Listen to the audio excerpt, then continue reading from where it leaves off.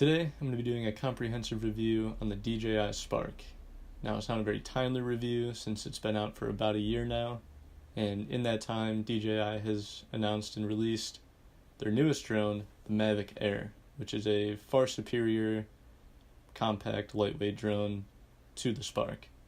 But the Spark is still the least expensive, and it's still a very good drone for the price. Now, one of the biggest selling points on the Spark is just how small and lightweight it is.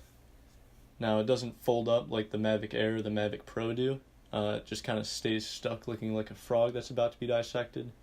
But it's still very mobile. You can basically fit it in your pocket. It's very easy to carry around with you.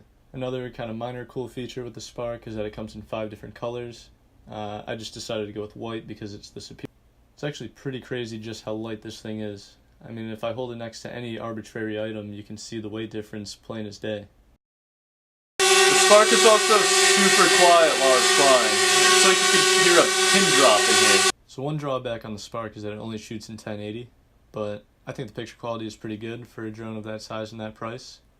And at this point in the review, most people would show you some comparison footage of a 4K drone like the Mavic Pro or the Phantom 4.